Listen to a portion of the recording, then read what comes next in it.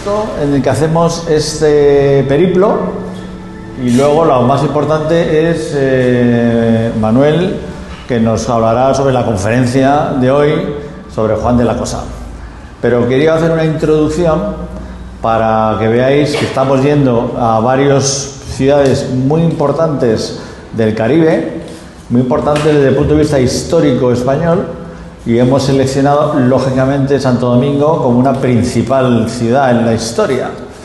Y antes de empezar, por supuesto, quiero agradecer al Centro Cultural de la Embajada, al embajador que estaba por aquí, está por allí, exacto, y a las personas que nos acompañan, autoridades históricas de su presencia aquí, y por supuesto al agregador cultural, Ricardo. Y esto tiene que ser un rato en el que vosotros conozcáis un poco más de la historia, sobre todo de Juan de la Cosa, muy importante. Y nosotros hemos montado una asociación, que somos 104 personas, que tenemos ilusión e interés en la historia y en la navegación.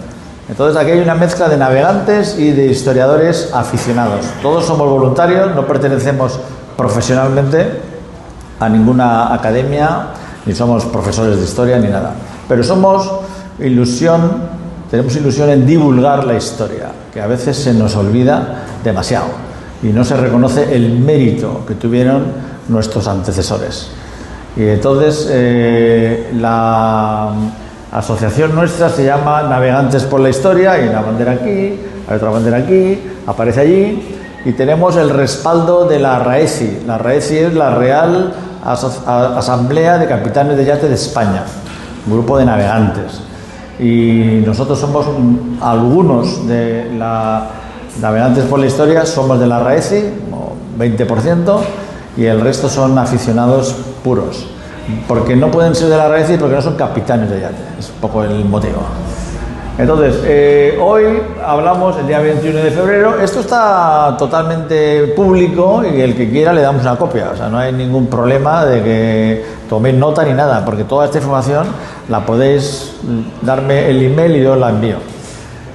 Aquí está en la tripulación, estamos empezando la etapa número H2, Historia 2, llevamos ya hechas varias etapas, vamos a pasar al mapa que se ve todo. Este es el barco, estos son fotos, la introducción histórica, que esto la gente que sabe de historia se lo sabe de memoria, los que no saben hacen un catch up y se ponen al día rápidamente viendo lo más relevante que ocurrió en esas fechas y en esos lugares.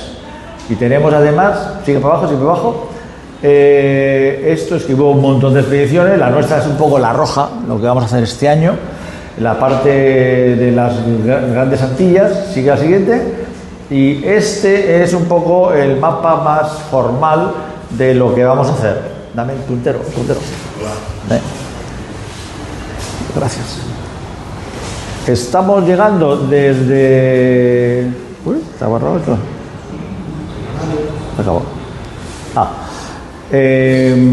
Hay una etapa oceánica que salimos de Las Palmas, como siempre se ha salido de toda la vida desde Colón, del 9 de enero, y llegamos directamente a San Juan de Puerto Rico. San Juan de Puerto Rico es menos importante que Santo Domingo, pero en la ruta ocurre antes, y para no ir con el barco por delante y para atrás, hemos ido antes a San Juan de Puerto Rico y ahora estamos aquí.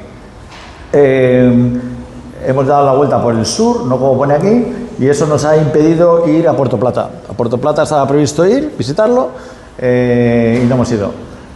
Y estamos, lógicamente, en Santo Domingo.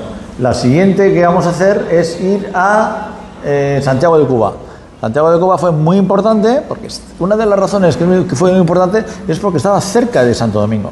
Igual que San Juan estaba cerca de Santo Domingo, y cuando se establecen aquí los españoles fácilmente van hasta San Juan, más difícil porque los alisos van en contra, y más fácilmente van a Santiago.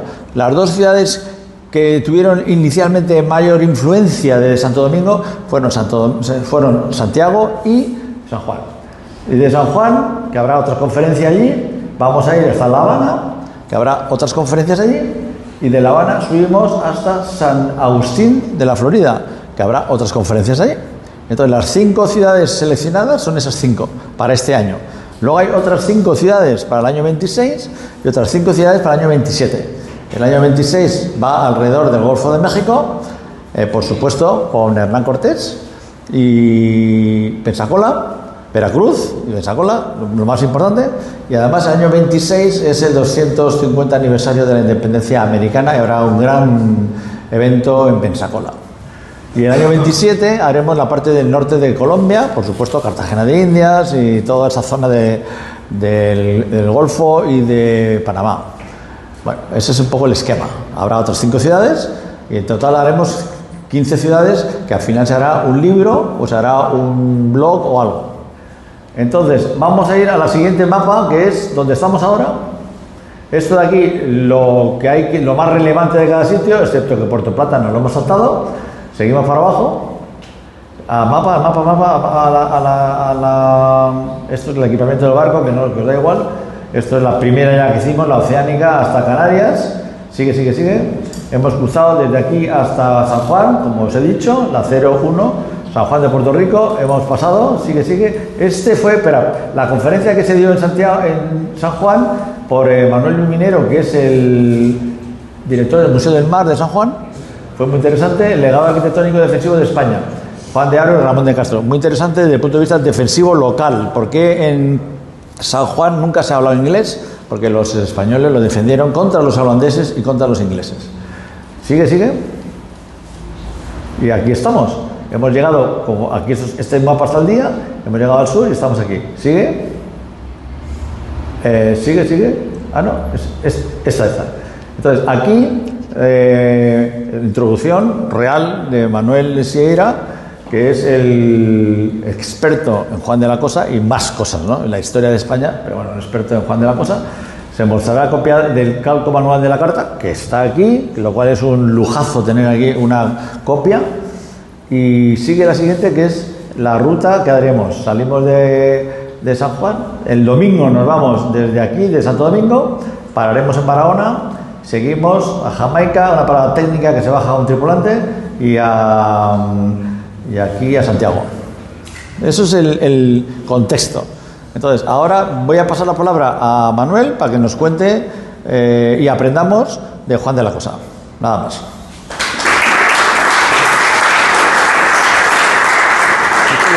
¿Tintero o no? ¿Tintero de láser? ¿Cómo se funciona esto? Apretas el botón aquí. Sale. El micro. Va, espera, dame el micro. Ya está.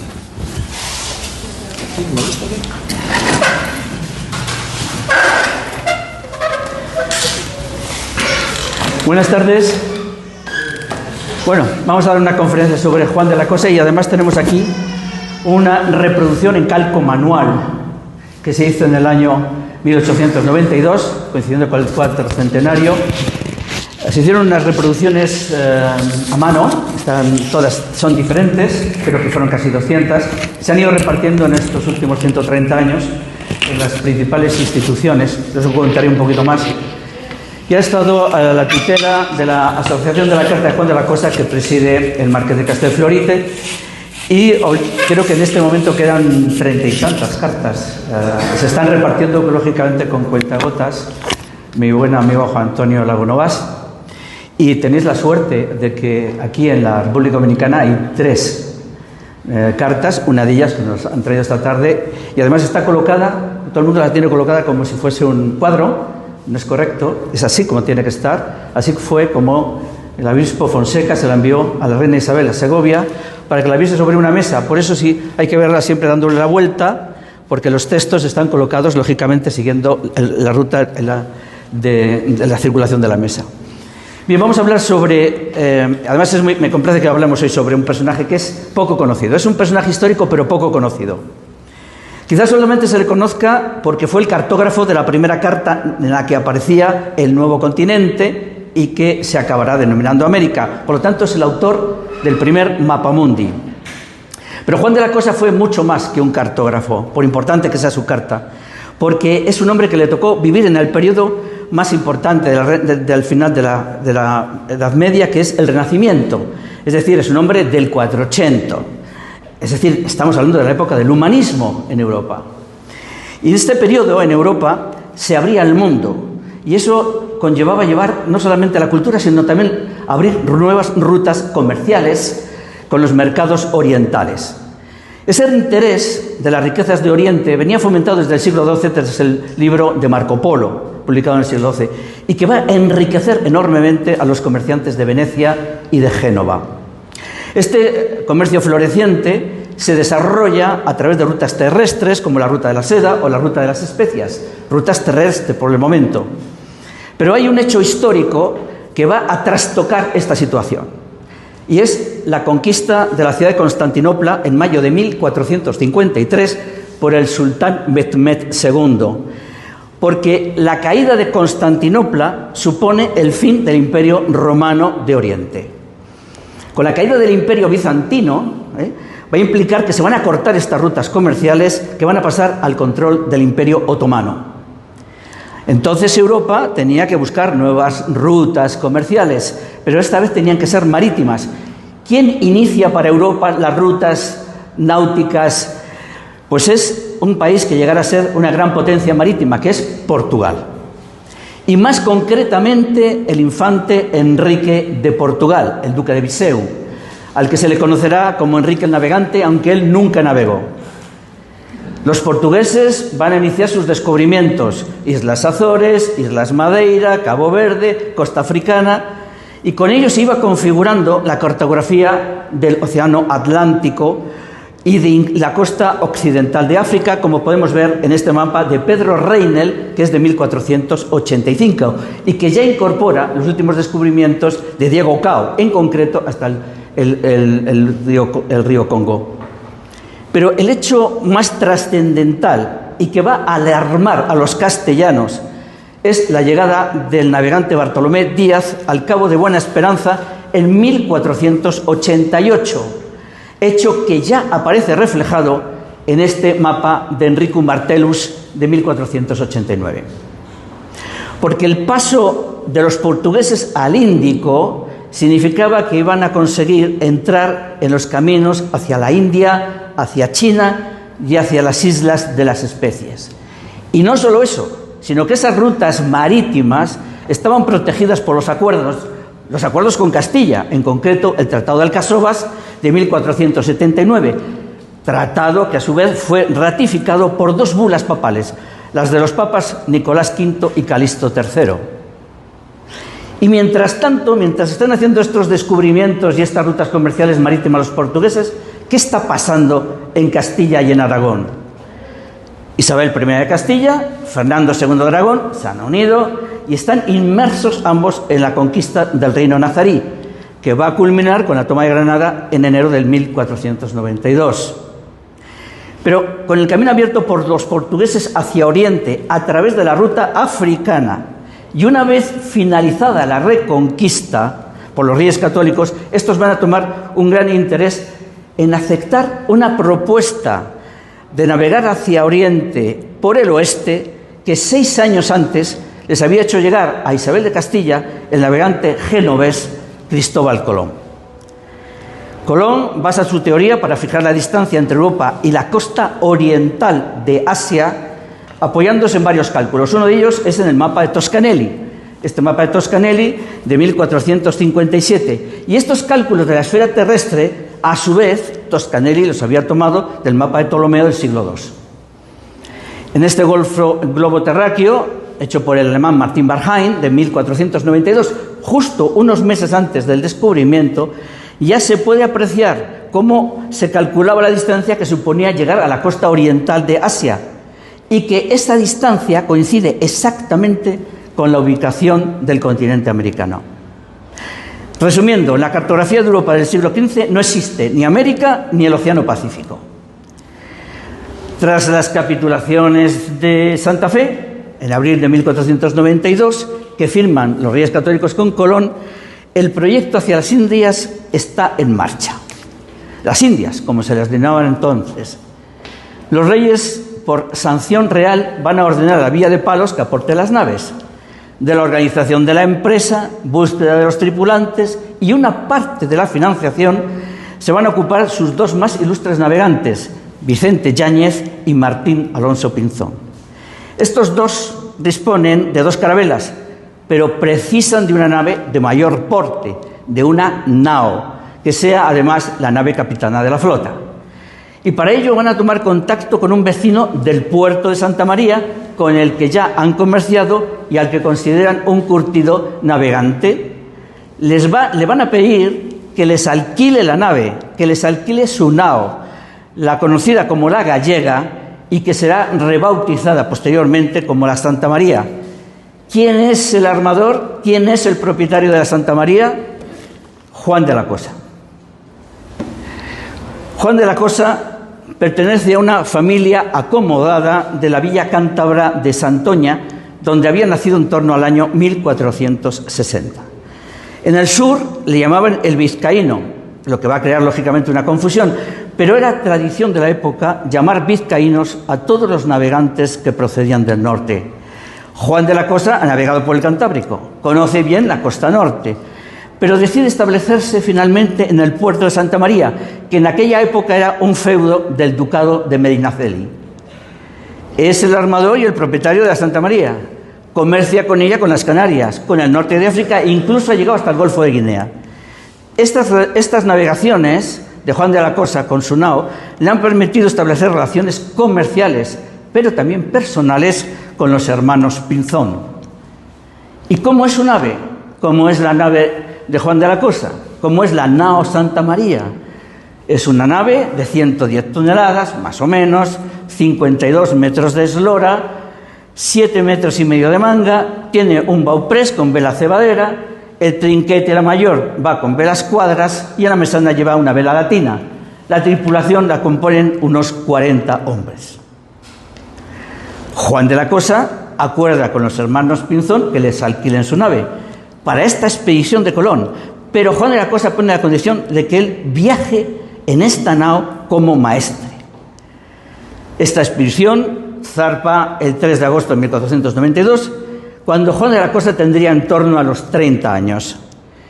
El viaje es conocidísimo. ¿Qué voy a contaros? Salida de Palos, navegación hasta las Islas Canarias, parada en la isla de La Gomera, tomada de los vientos alisios, travesía del Atlántico y llegada a la isla de Juanajaní, que hoy está en las Bahamas, y que Colón bautizó como isla de San Salvador. Navegan por la costa norte de Cuba, que Colón bautiza como isla de Juana, y finalmente llegan a la isla que él denominó de la Española. Durante este viaje, ¿cómo podemos valorar las relaciones de Colón con Juan de la Cosa? Pues parece que fueron cordiales. Pero Colón, que era bastante celoso de su autoridad, le lleva a llamar en algunas ocasiones mi discípulo, a pesar de que era el propietario, el armador de la nave y el maestre de la expedición. Pero esta relación de Colón con Juan de la Cosa se va a alterar. Se va a alterar gravemente. Y lo va a ocurrir en la noche de Navidad, del día 24 de diciembre, día en el que la Santa María embarranca en un arrecife y ya no se la puede recuperar. Colón le hace a Juan de la Cosa responsable de esta pérdida. Escribe Bartolomé de las Casas: Juan de la Cosa se deshonró cuando encalla su barco. Y con los restos de la nao Santa María se va a construir el primer asentamiento europeo en lo que hoy es América, que es el Fuerte de Navidad. Sin embargo, hay que decir que Colón no le va a guardar rencor a Juan de la Cosa. Él vuelve a España convencido de que ha llegado a las Indias. Está eufórico y para eso no tiene ningún interés en crear ningún enfado. Los dos vuelven juntos por las Islas de las Azores. La niña, con Colón y Juan de la Cosa, llega a Lisboa, serán recibidos por el rey de Portugal, Juan II, y finalmente a la villa de Palos el 15 de marzo de 1493. La Pinta, la otra carabela que queda, con Vicente Yáñez Pinzón a la cabeza, llega a la villa gallega de Bayona y desde allí se dirigirán directamente a la villa de Palos. Cristóbal Colón, lógicamente, está exultante, ha abierto la ruta hacia las Indias, tiene el camino de Oriente hacia las especies y será clamorosamente recibido en Barcelona por los reyes católicos. Aún Juan de la Cosa no es consciente de que acaba de participar con su barco en el descubrimiento del Nuevo Mundo y que acaba de escribir su nombre en la historia, un nombre que quedará totalmente eclipsado por la figura de Cristóbal Colón. En Barcelona, los reyes le van a compensar por haber perdido su nave. Bien, ya se ha abierto el camino de Oriente. Este camino que se abría para Castilla, de disponer de la ruta hacia Occidente, le llevó a la necesidad de fijar lo que se llamó la demarcación de soberanías. Esa demarcación de soberanías estaba fijada entre las dos potencias marítimas de la época, Castilla y Portugal. Por el Tratado de Alcasovas de 1479, Portugal ha obtenido la exclusividad de las exploraciones al sur del Cabo de Bojador, que está en el paralelo de latitud 26 grados norte. Pero tras los nuevos descubrimientos de Castilla, en 1493, el Papa Alejandro VI, un mapa Borgia, un papa de origen español, por la bula intercátedra, va a fijar la soberanía de Castilla en el meridiano de demarcación a 100 leguas al oeste de las islas portuguesas de Cabo Verde.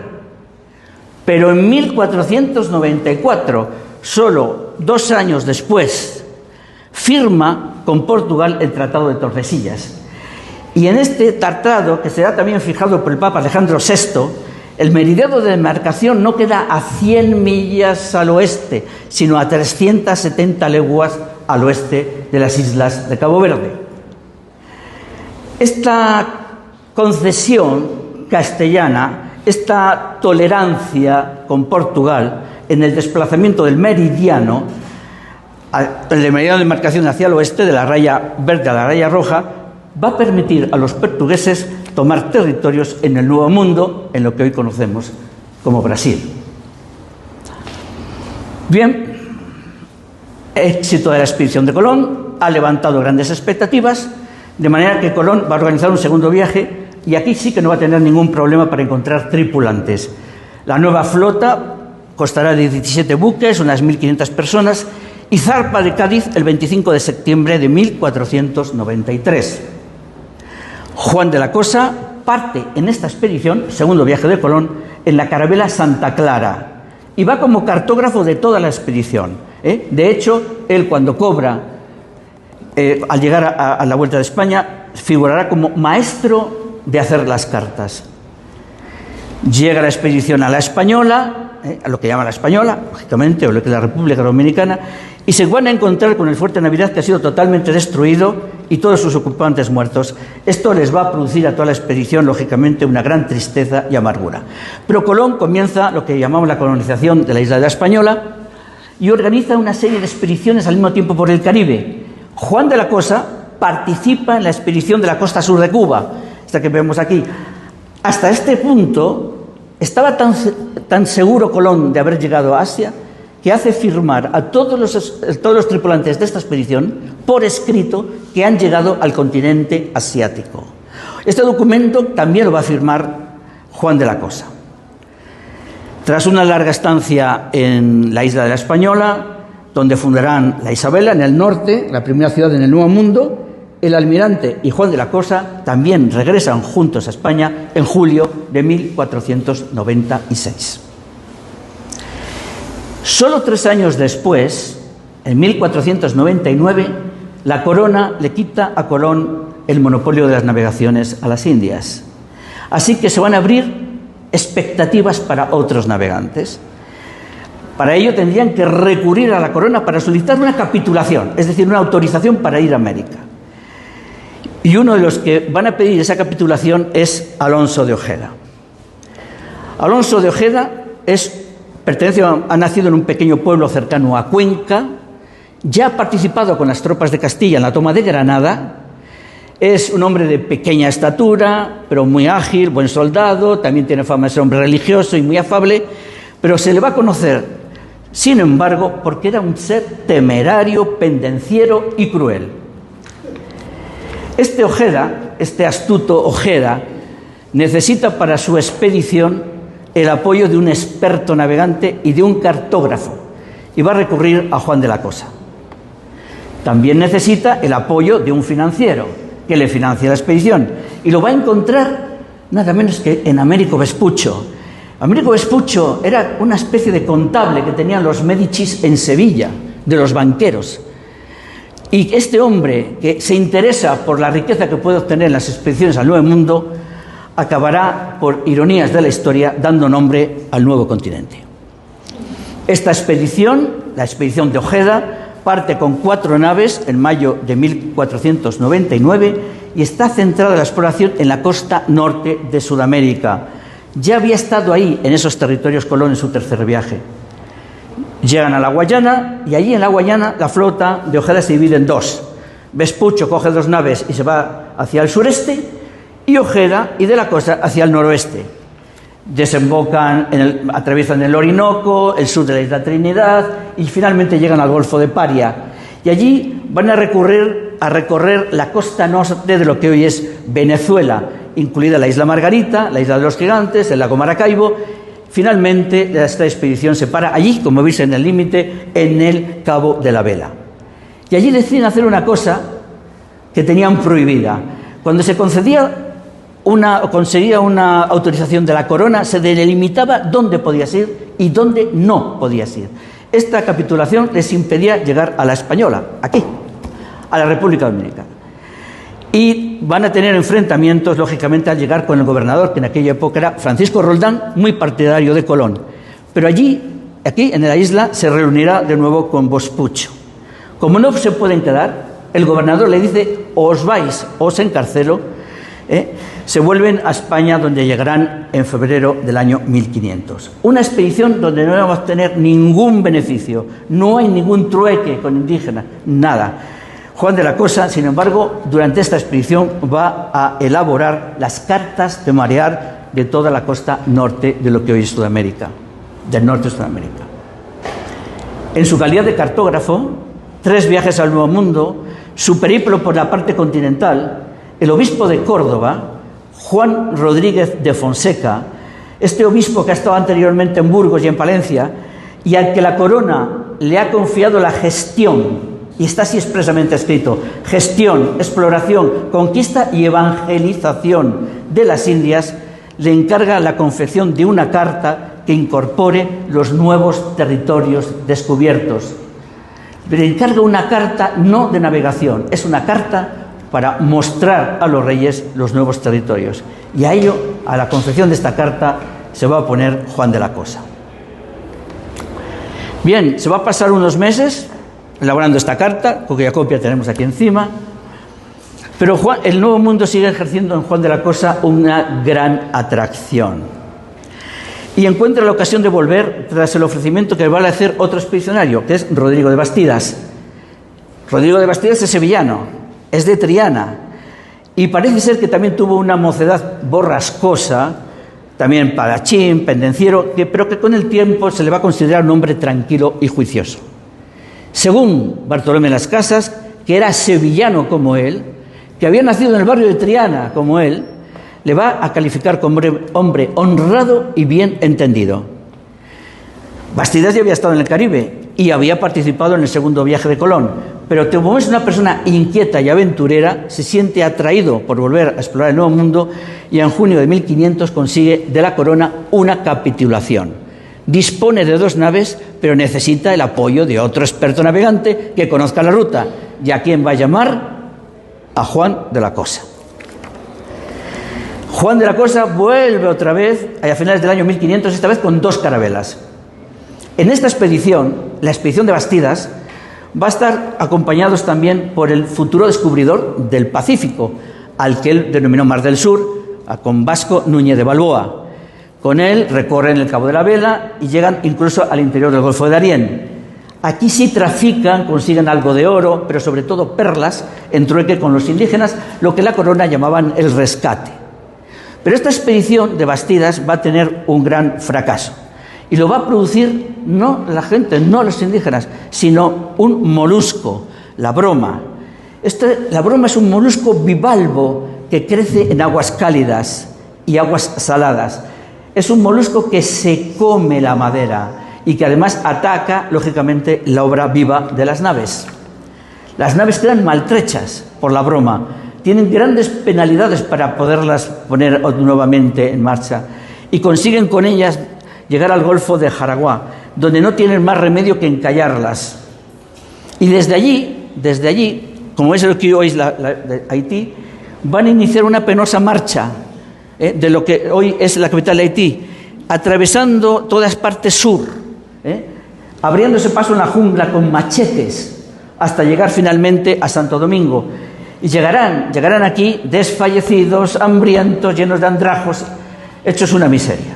Pero al final, a pesar de que llegan aquí, que han perdido las naves, que han estado totalmente enfermos, encima no les acaban las penalidades, porque nada más llegar a Santo Domingo son arrestados, encarcelados y expulsados por el gobernador Francisco de Bobadilla. Esta expedición regresará a España en el año 1502. Bien, de la Cosa ya ha trabajado en la expedición 2 al servicio de la corona en servicios de información en Portugal, en el año 1488. Cuando llega Bartolomé Díaz al Cabo de Buena Esperanza, la corona de Castilla envía espías a Portugal, a Lisboa, para que se enteren qué coño está pasando con las naves de la expedición de África. Pero esta vez es puro espionaje en Lisboa, para recabar información, en esta ocasión, sobre la expedición al Nuevo Mundo del año 1501 de Álvarez Cabral, expedición en la que también va a participar Américo Vespuccio. Es descubierto por los portugueses en Lisboa, le arrestan a Juan de la Cosa, le meten en la cárcel y solamente podrá ser liberado por la intervención directa de la reina Isabel. Ya ha estado Juan de la Cosa 4 veces en el Nuevo Mundo, 2 con Colón, 1 con Ojeda y otro con Bastidas. Y ahora quiere volver mandando en la expedición. Tiene gran prestigio y consigue una licencia de la corona. Necesita dinero. ¿Quién se lo va a proporcionar? Juan de Ledesma, que va a organizar la primera expedición a su mando. Salen con 4 naves, recalan en las Canarias y llegan finalmente a la isla de la Margarita. Navegan por toda esa costa norte de Venezuela, negocian con los indígenas, algo de perlas, un poco de plata, etcétera, consiguen algunos beneficios y finalmente llegan a lo que hoy es la vía de Cartagena de Indias, ya en la costa de Colombia. Y allí, cerca de Cartagena de Indias, se van a encontrar con Cristóbal Guerra. Cristóbal Guerra pertenece a esas expediciones llamadas menores andaluzas, es decir, son expedicionarios que han ido directamente a la costa norte de Sudamérica. Mientras de la costa hace incursiones por la Isla Fuerte, por el río Darién, Guerra se dirige a Urabá. Y allí se va a encontrar con grandes problemas. Pide ayuda de la Cosa y de la Cosa se la va a prestar, a pesar del mal estado de sus naves. Al llegar no va a tener más remedio que encallarlas y tratar de repararlas. En Urabá, allí en esa zona, lo que hoy es la entrada de Panamá, permanecerá varios meses, pero pasando unas penalidades tremendas, porque es una zona muy insalubre. Tan insalubre es esa zona que pierde la mitad de sus hombres por culpa de las enfermedades, por el tifus, por la malaria, por las fiebres amarillas y por la disentería. Finalmente, con la mitad de sus hombres y solo 2 naves, se dirigirá al Golfo de Zamba y finalmente a la isla de Jamaica. En Jamaica pierde otra nave y con la única que le queda decide mandar a los enfermos a Santo Domingo. Él se va a quedar allí, en Jamaica, con Juan de Ledesma y con unos 30 hombres. Como tienen el riesgo de ser atacados por los indígenas, llegan a un acuerdo con Ledesma para capturar al cacique, retenerle como prisionero hasta que llegue una nave de rescate procedente de Santo Domingo. Finalmente serán rescatados por una nave que envía personalmente el gobernador, en esta ocasión ya Nicolás de Obando. Están en la Española y regresan en 1506. Como llegan algunas trueques con los indígenas, tendrán que pagar, como era preceptivo, el quinto a la corona, el llamado quinto real sobre los beneficios obtenidos. Bien, ya estamos en el año 1507 y de la Cosa se va a ocupar, por encargo de la Casa de Contratación, de la protección de la costa de Cádiz. ¿Por qué? Porque esta costa de Cádiz, este golfo que estamos aquí, el Golfo de Cádiz, estaba amenazado por piratas portugueses, británicos, franceses, que atacaban las naves que venían de América. Se iniciaban entonces por la Casa de Contratación de Sevilla mandar naves para proteger a estas embarcaciones. Allí estará Juan de la Cosa durante algunos meses. Se ha hablado del sexto viaje. ¿Existió el sexto viaje de Juan de la Cosa? Pues no está claro. Algunos autores Martín Fernández de Navarrete, Enrique Leguina, Víctor Andresco, por ejemplo, dicen que sí. Pero hay otros autores, como es Ballesteros, que dicen que no, que este sexto viaje no se produjo. Lo que sí se puede constatar es que no tenemos apenas referencias ni información de lo que pudo ocurrir. Bien, 1507 ya se tiene el convencimiento de que las nuevas tierras descubiertas son un nuevo mundo, pero no solamente eso, ya se tiene la convicción de que este nuevo mundo es una barrera para llegar a las Islas de las Especies. El objetivo final era llegar a Asia, a las Islas de las Especies, para comercializar en Europa. América lo impedía. Era necesario buscar un paso. Y para tratar esta posible ruta hacia la especiería, Fernando el Rey Católico, que ya es regente de Castilla, junto con la reina Juana, porque la reina Isabel había fallecido en 1504, convoca en Burgos a sus más acreditados navegantes: Vicente Yáñez Pinzón, Juan Díaz de Solís, Américo Vespucho y Juan de la Cosa. De esta reunión en Burgos, y con el ánimo de controlar las colonizaciones que se están yendo de las manos, también van a surgir nuevos nombramientos. Diego de Nicuesa será nombrado gobernador de lo que se llamó Castilla del Oro, y Alonso de Ojeda, gobernador de Andalucía la Nueva. También se confirma a Juan de la Cosa como el alguacil mayor de Urabá. Juan de la Cosa está en España y se va a venir aquí, a Santo Domingo. Aquí decide instalarse con su mujer, Juana del Corral, con la que se había casado al final del segundo viaje, y va a traer a sus hijos, al resto de su familia. Y estando en Santo Domingo, su primera misión va a ser establecer un acuerdo entre las disputas montadas por Nicuesa y Ojeda por la delimitación de los territorios que se les había asignado como gobernadores. Logra este acuerdo y Ojeda le pide que le acompañe a Andalucía la Nueva, de donde ha sido nombrado gobernador y donde tiene previsto iniciar la colonización. Desoye los consejos de la Cosa, que le previene de que son unos nativos muy belicosos, pero deciden finalmente desembarcar en lo que es Bahía Calamar, junto a lo que hoy es la ciudad de Cartagena de Indias. Y allí en la playa tiene el primer enfrentamiento con los indígenas, del que salen victoriosos, pero Ojeda decide perseguirles y llegan finalmente atravesando la selva. Estamos hablando ya de lo que hoy es la zona de Colombia. Decide llegar al poblado llamado de Turbaco, y ahí en Turbaco les van a hacer una emboscada. Ojeda logra escapar, pero Juan de la Cosa y algunos de sus hombres son acorralados. Y no voy a ser yo el que defina lo que allí ocurrió. Voy a leer lo que escribió el cronista Antonio Vascano, que dice así: pero los indígenas afluían cada vez en mayor número y con más terribles alientos. Por cada muerto que rodaba atravesado de balas, surgían de la espesura 10 vivos que empuñaban al punto los arcos y las flechas. Al final acorralaron a Juan de la Cosa y a sus heroicos compañeros, y fueron cuerpo a cuerpo matándolos a todos, siendo el último en defenderse y en sucumbir el valeroso Juan de la Cosa, materialmente acribillado de heridas, cubierto de sangre, con más de 20 flechas envenenadas en el cuerpo. Este trágico final ocurrió el 28 de febrero de 1510.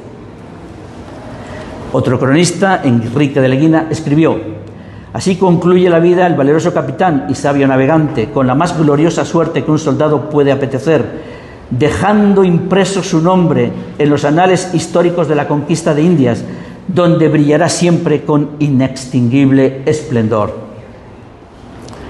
Ojeda se había escapado del ataque de los indígenas y pide ayuda a Nicuesa.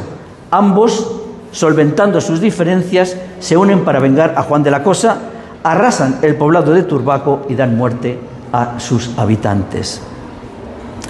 ¿Y por qué conocemos esta historia?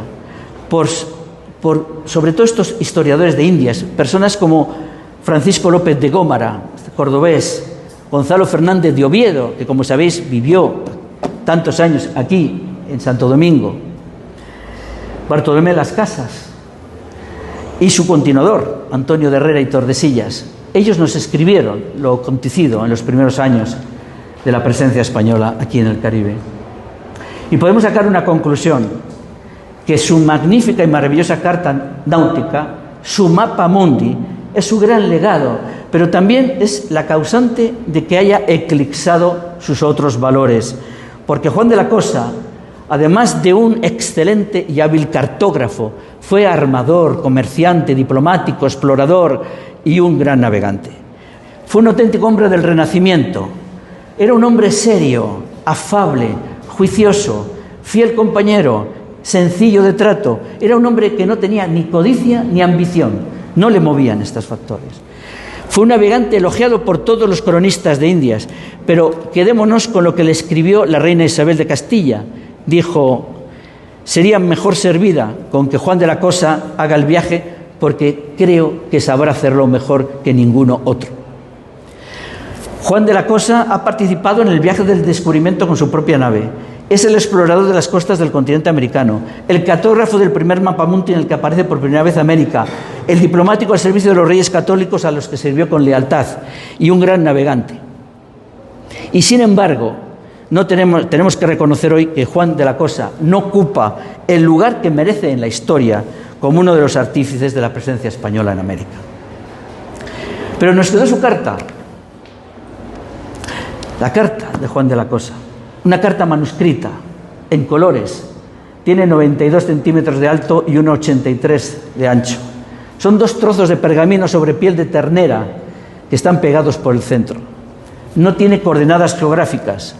Hay, como veis aquí, 2 líneas dibujadas. Esta línea que corresponde al trópico de Cáncer y esta otra que es el Ecuador. También tiene una línea meridional, que algunos autores consideran que es alusión al Tratado de Tordesillas. Tiene 16 rosas de los vientos, pero todas son independientes. Y está decorado con el estilo de la escuela mallorquina, aunque las ilustraciones son algo más toscas. Está trazada el mismo año en que nació Carlos I, el rey Carlos I, y es la única obra de Juan de la Cosa que ha llegado hasta nuestros días. Si entramos un poquito más en detalle, veremos que en esta parte está esta imagen de San Cristóbal con el niño a hombros, que cubre un espacio que entonces era desconocido. Se podía pensar incluso que podía tener un paso hacia el oeste. También se especula que puso a San Cristóbal como una alusión a Cristóbal Colón. Pero lo que está claro es lo que aquí escribió, en la parte de abajo. Está aquí, en esa línea que está aquí escrita, aquí. Dijo esto: Juan de la Cosa la hizo en el puerto de Santa María en el año de 1500. Si vamos a la costa norteamericana, estos descubrimientos, ¿cómo pudieron escribirse en esta carta? No había llegado Ponce de León, ni Pedro Martínez de Avilés, ni... ¿Cómo se llega a estos conocimientos? ¿Por qué está esta costa americana que podía llegar incluso a Carolina del Sur? Son datos que vienen de Juan de Caboto. Juan de Caboto era un navegante italiano que había estado al servicio de España y también estuvo al servicio del rey Enrique VII, el primer rey Tudor. El rey Tudor, que acababa de terminar la guerra de los Lancaster contra los York en Inglaterra y que en aquel momento se interesaba por lo que estaba ocurriendo allá del Océano Atlántico. Y él encarga a Caboto esta expedición, la famosa expedición de Bristol del año 1497. Y esta expedición de Bristol lleva esta información a Londres y allí se entera el embajador español, Pedro de Ayala. Y este embajador, que había ido allí precisamente para arreglar los fastos del futuro matrimonio del príncipe Arturo con Catalina, es el que va a enviar esta información a la corte que en aquel momento se encontraba en Segovia, al secretario del rey Fernando II, Fernando II, sí, efectivamente. Se la manda a él y él la deriva hacia el obispo Juan Rodríguez de Fonseca, es decir, se la manda a la Casa de Contratación de Sevilla, y allí es donde esta información será trasladada a Juan de la Cosa. Está tan claro que si leyéndolo así, por este lado, veremos esta frase que está aquí escrita, que es esta de aquí, que dice: esta tierra está conquistada por los ingleses. Lo escribe Juan de la Cosa, tierras descubiertas por los ingleses. Si vamos a Cuba, Cuba parece como una isla. No olvidemos que en la expedición de 1493 había Colón hecho firmar a todos los participantes que aquello era el continente asiático. Sin embargo, ya los viajes interinsulares habían demostrado que Cuba era una isla, y así aparece en esta carta. La costa norte de lo que hoy es la zona de la Guayana, Venezuela, etcétera, procede de los descubrimientos de Diego de Lepe, Vicente Yáñez Pinzón, que había llegado hasta el Cabo de San Agustín, que está aquí, Cabo de la Consolación, también de los descubrimientos de Guillermo y de Cristóbal Guerra y de Pedro Alonso Niño, que habían llegado por el lado contrario casi hasta Centroamérica. Si nos centramos en el Cabo de Consolación, este cabo aquí, o Cabo de San Agustín, hay este texto escrito que dice: este cabo se descubrió en el año 1499 por Castilla, siendo su descubridor, pone aquí, Vicentians. Vicentians era el nombre de Vicente Yáñez Pinzón, como se le conocía entre las tripulaciones de América, y que él reconoce en esta carta que incluso Vicente Yáñez Pinzón había llegado unos meses antes al norte de Brasil que Álvarez de Cabral.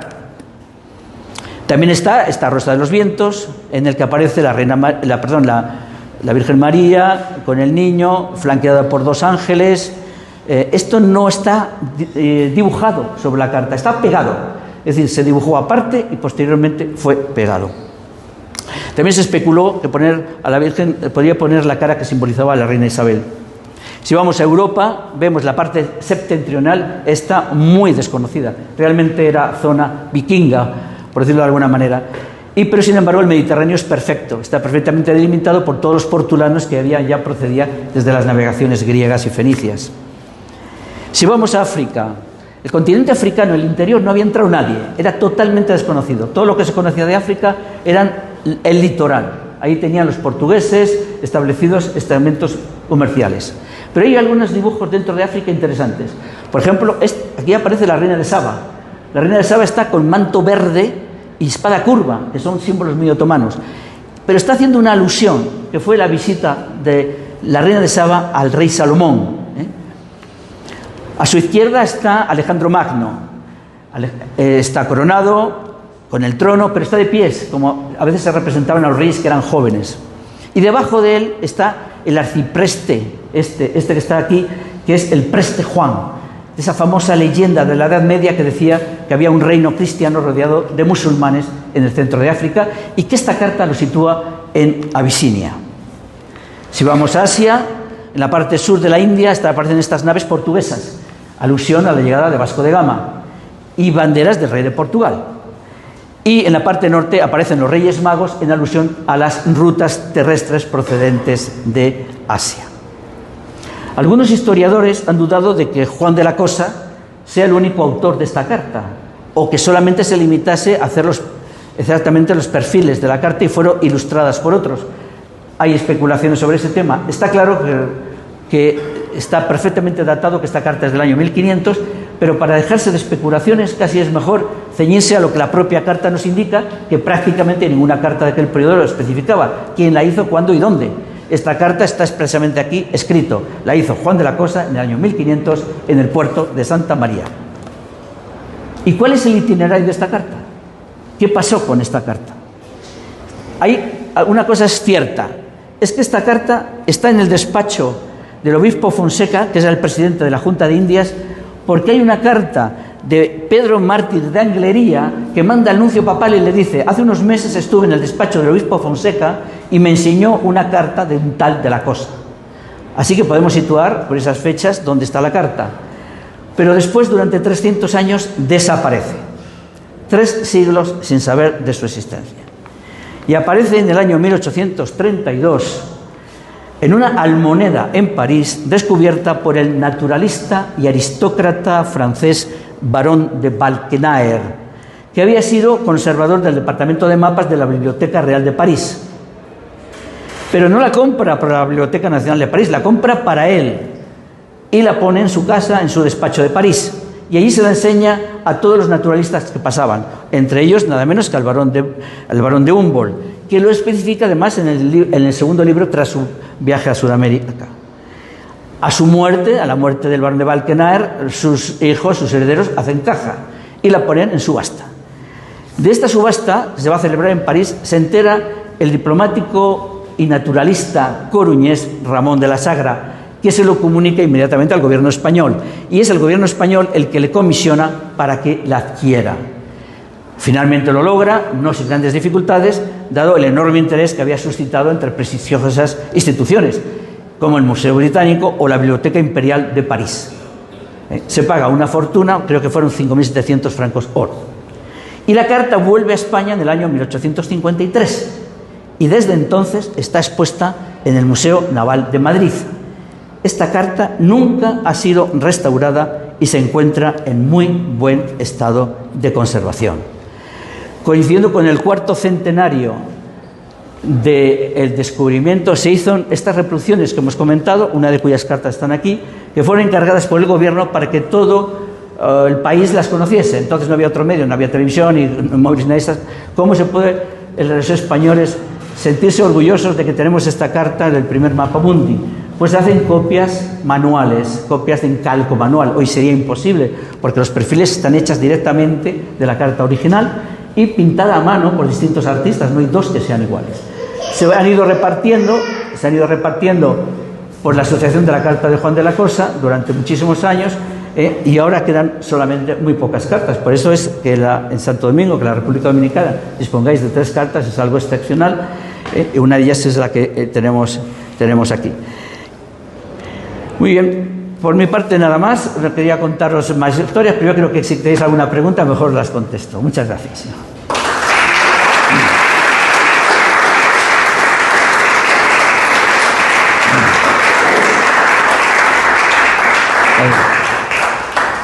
Embajador. Muy bien, muchas gracias, es súper interesante.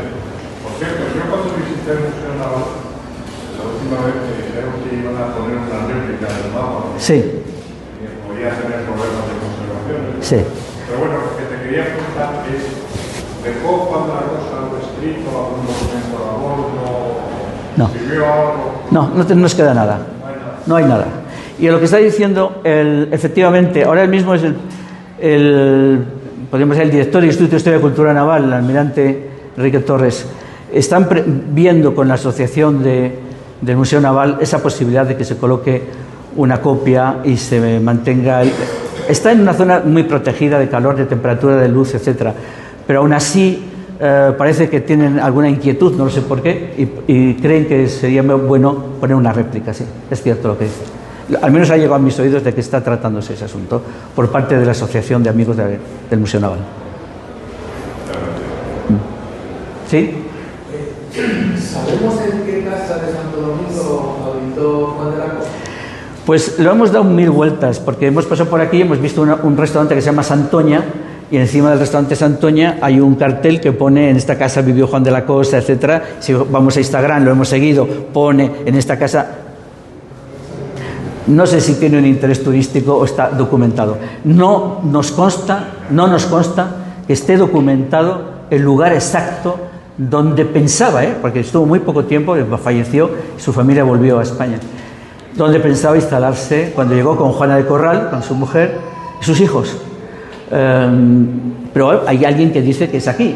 Pero bueno, sabemos que con el tema de Colón también hay muchas discrepancias sobre dónde están. Son problemáticos tanto los nacimientos de estos personajes desde hace 5 siglos.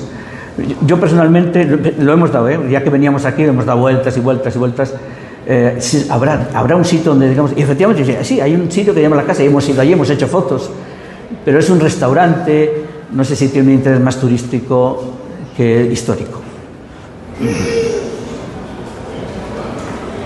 comentado que en 1507 ya se considera el mundo, pero ¿en qué momento exactamente se dan cuenta de que es el mundo? Colón muere negando que aquello sea un nuevo continente. Él está convencido de que ha llegado a Asia.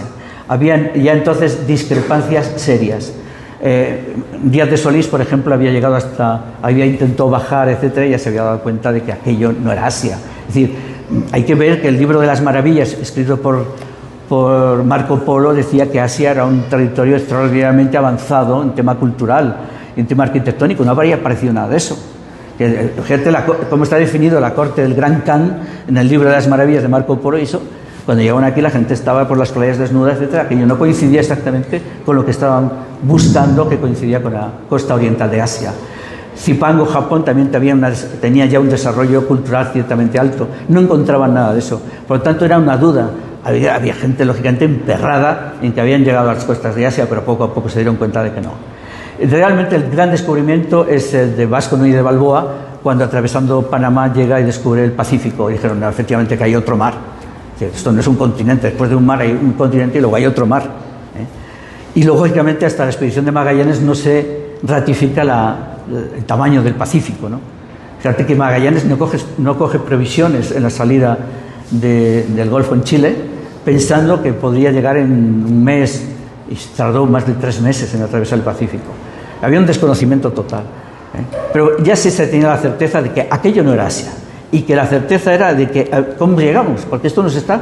Nadie quería, hay que decirlo, los intereses españoles en aquel momento no eran lo que se había descubierto en la llegada del continente americano. Ellos estaban buscando las especies. O el comercio típico que había venido por tierra, como eran las producciones de las porcelanas o las sedas de China, que tenían mucho valor en Europa. Aquí esto no había, no se encontró. No había nada de eso. Sí. Decías que el continente americano que se llama América por Américo Vespucio, por unas casualidades de la vida.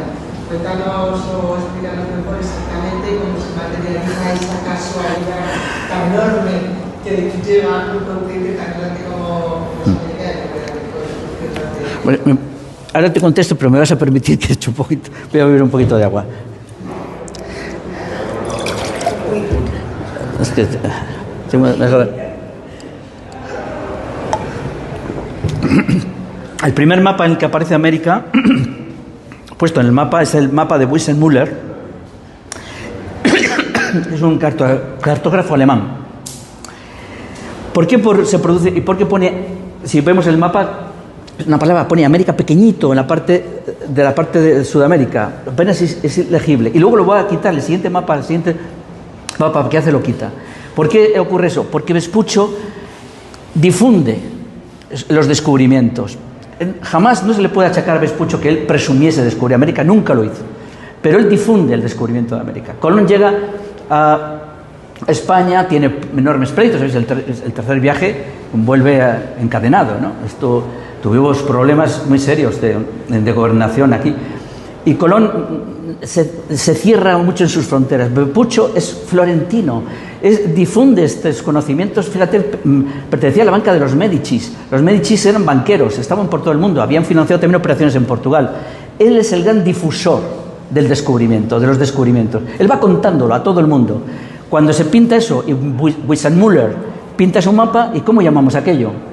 Ni siquiera sabía que se llamaba Colón, pero sí sabía que había un señor que estaba difundiendo eso que se llamaba Américo Vespuccio, y lo puso a América. O sea, que ni siquiera era cartógrafo.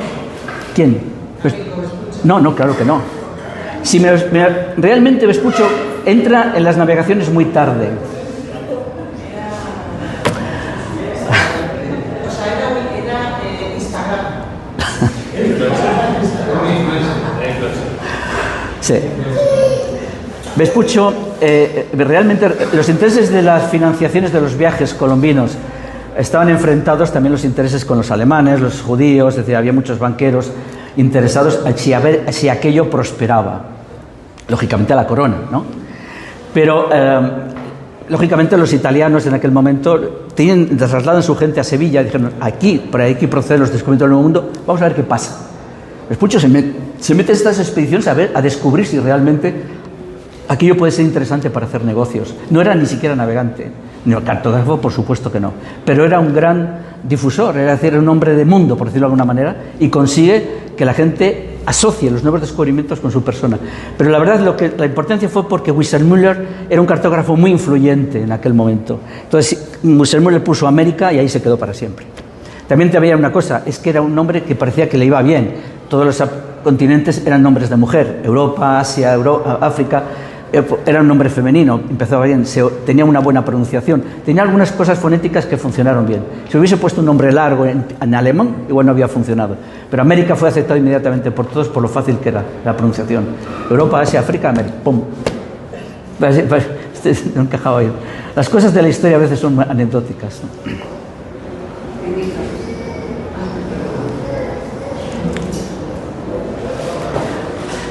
Es una pregunta trampa. A ver. Hablando de gente que pone nombres a cosas que no se lo merecen, hay otra parte, te voy a preguntar si me puedes confirmar o no si es cierta.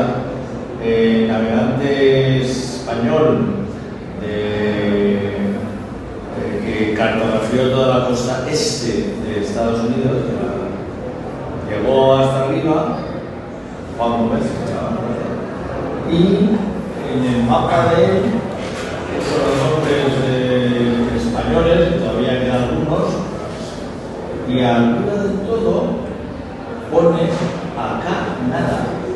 O sea, aquí no hay nada, acá nada. ¿Y cómo se llama esa zona del mundo? ¿Cómo se llama ese país? ¿Cómo? Canadá. Viene de acá nada. ¿Lo puedes confirmar? No, yo no tengo ni idea. No sabía nunca por dónde venía Canadá. No, pero, perdona. Hay que decir una cosa. Los españoles no somos los campeones del mundo poniendo nombres. Fijaros, por ejemplo, en el caso de Sudamérica, en la expedición de la Magallanes. El estrecho se llama Magallanes, que es un portugués. El cabo por debajo es el cabo de Hornos, que es un holandés. La punta se llama la Punta Drake, que es un inglés. Y la corriente es de Humboldt, que es alemán. Y era un territorio español.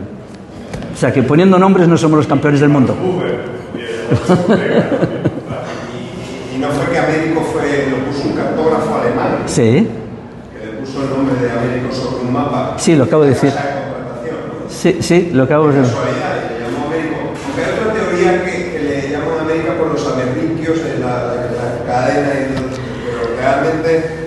Está claro, el mapa está ya tenemos fotografía en el que aparece el original, en el que le pone la palabra pequeñito América en la parte sur, en la América del Sur. Sí, y ya ahí se quedó. Decía un cartógrafo de prestigio, ya. Sí, perdona, Manuel. Cambiarle el nombre.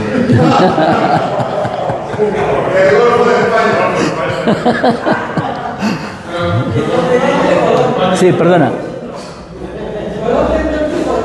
Perdón, que este caballero tiene una pregunta. Sí, dime. Sí. ¿Qué tipo de recompensa Juan de la Cosa recibió por la pelea de la Santa María? Y si en esa época ya había sido un rey. El tipo de recompensa... vamos a ver. ¿Cuánto? 100.000 maravedíes. Pues mira, ya te lo han dicho. Cuando perdió la nao Santa María, al llegar le compensaron con 100.000 maravedíes. No es mucho, ¿eh? Ten en cuenta que el salario de un marino que iba para allá eran unos 1.000 maravedíes al mes, que era un trabajo súper arriesgado. En la moneda de aquel entonces. Yo te le iba a pasar a ducados, que era lo que le pagaban, pero mira, te lo han dicho, es cierto, 100.000 maravedíes. Manuel. No quiero felicitarle por la llama, realmente muy ilustrativo. Si lo breve es bueno, es doblemente bueno. Ya que lo felicito por la capacidad de síntesis. Realmente el mapa de alemán lo que dice es la tierra de América. O sea, la tierra que América lo usa como tierra de América, de ahí dice el nombre de América. Pero yo quiero llamar la atención a una ilustración que se presentó sobre las dos rayas que se negociaron con los portugueses. Hubo una, la primera, que no tocaba menos. Hubo otra que se rueda, una milla hacia adentro. Se sospecha que en esos 90 días, entiendo entre una y otra, los portugueses fueron y volvieron. Porque el interés de por qué rodar algo que no se sabía lo que había ni que existía. O sea, es muy posible que había llegado a Punta de Bahía. Y que, claro, ya con esa certeza, negociara con España, que rueda mete un poco más allá, y bueno, España que no sabía en ese momento lo que había, pues no hay problema. Y eso posiblemente determinó la presencia de Portugal. ¿Por qué la existencia de Portugal? De rodar hacia occidente unas millas más. Ese es un punto realmente interesante.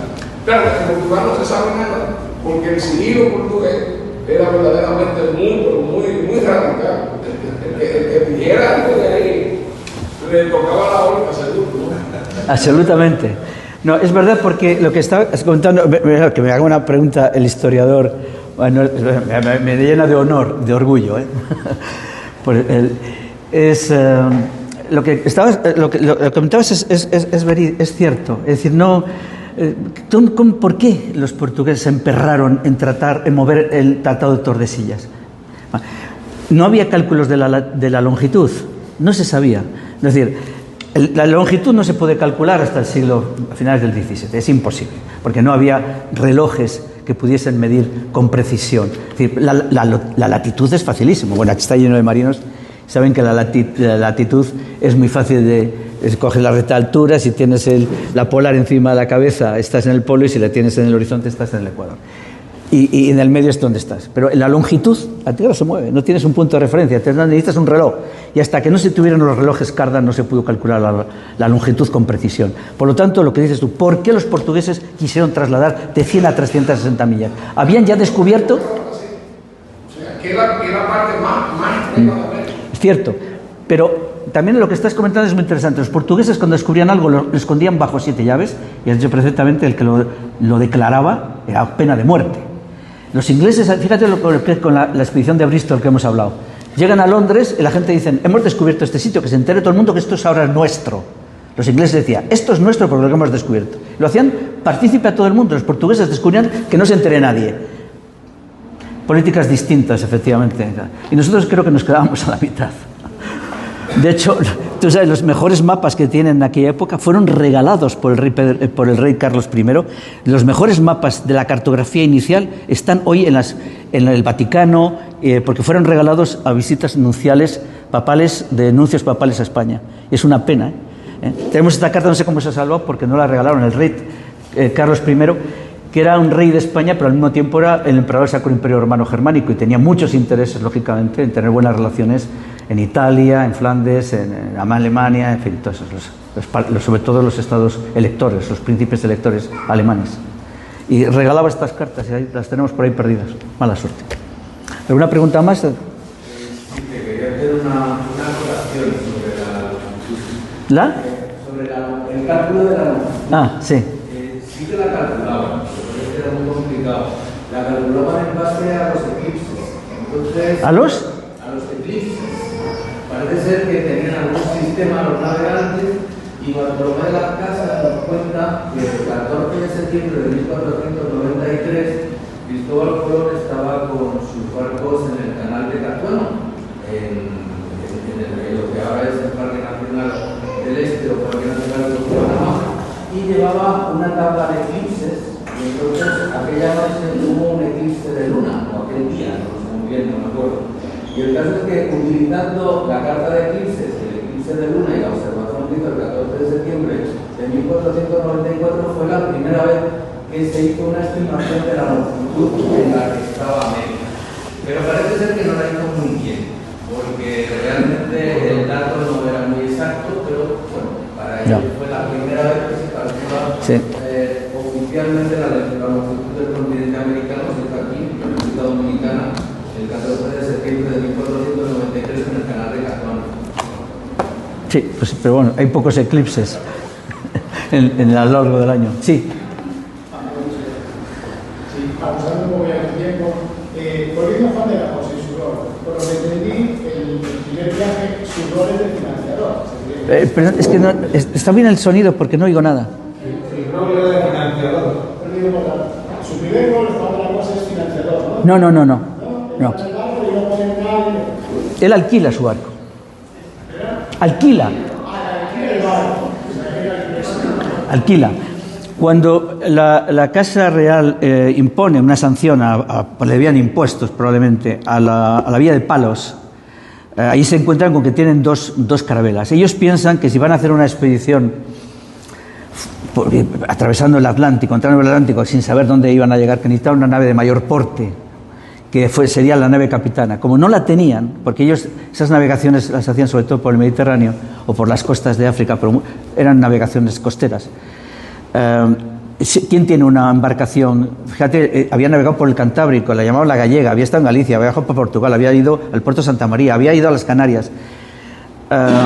¿Quién tiene una nave de mayor porte, una nave que pueda enfrentarse con mares más duros? Y dice, pues este señor la tiene, pues vamos a alquilársela. Es así de simple. Y le pagan por el alquiler de la nave. Los pinzones, porque tenían impuestos por el rey, que Sevilla tenía que ocuparse de la financiación de la expedición. Agregar que cuando viene la guerra contra Granada toda, quieren bloquear para que los árabes de Marruecos, del norte de África, no mandaran refuerzos. Entonces, como el Estado español, la corona, no tenía naves, le pide a los armadores que presten las naves. Que presten las naves para bloquear la posible llegada de los barcos musulmanes. Y el puerto de Palo y de Boguer, que son dos ciudades diferentes, se niegan, no la prestan. Entonces, como castigo, es que se le impone que a sus costes de dos naves para la apertura de Colón. Así es. Eso por poco le cuesta la vida. Así es. Porque la población tuvo el costo del llano. Bien, venga, una más y terminamos. ¿Está todo claro? ¿No está bien un periodista del norte de Castilla? Una última cosa. Foto con la Navegantes por la Historia. Regalamos una metopa al conferenciante y otra metopa al que ha puesto el local, la Casa de Cultura. Y luego tenemos el regalo extraordinario, que es una bandera de España firmada a mano por los tripulantes que están aquí presentes, que se la donamos a la Casa de Cultura. Así que si algunos tripulantes quieren venir conmigo para acompañar en la entrega de la pentofa, pues lo hacemos así.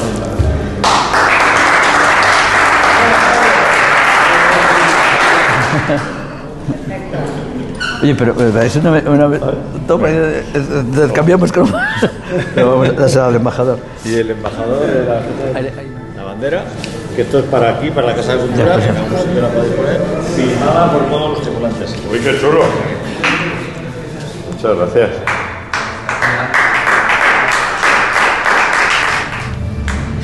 Ya lo que